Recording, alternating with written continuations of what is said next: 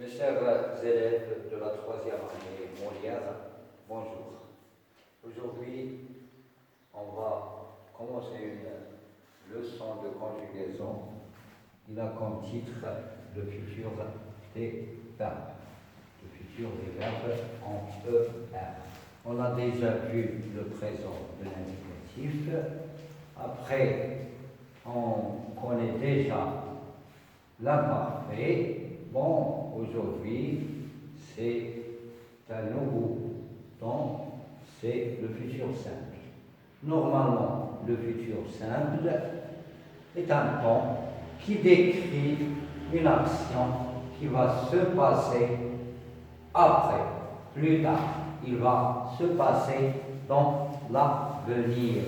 Dans l'avenir.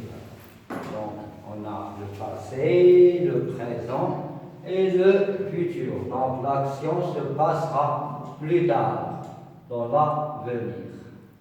Bon, pour mieux comprendre, pour mieux connaître ce temps, on va travailler sur ces phrases. Demain, nous voyagerons à Kénitra. Demain, nous voyagerons à Kénitra. Donc, dans cette phrase, on a le mot demain qui signifie le futur. C'est un indicateur de temps. Et on a une terminaison de futur, c'est ONS. Je rangerai ma chambre plus tard. Je rangerai ma chambre plus tard. L'indicateur du temps, ça veut dire le mot ou bien l'expression qui indique le temps, c'est plus tard. Et la terminaison du futur, c'est AI. La semaine prochaine, le paysan plantera des arbres. Le paysan plantera des arbres la semaine prochaine. Donc, la semaine prochaine nous indique le temps. Ça veut dire que cette action va se passer dans une semaine. Donc, la terminaison du futur est A. Et le verbe, c'est bien sûr planter. Ce soir, ils regarderont un film.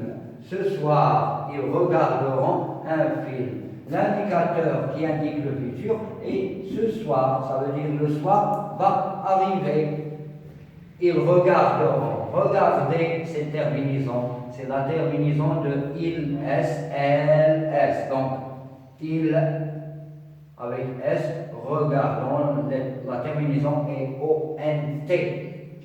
Dans un mois, vous chercherez une autre maison. L'indicateur du temps qui indique le futur, c'est dans un mois. Et la terminaison du futur est EZ.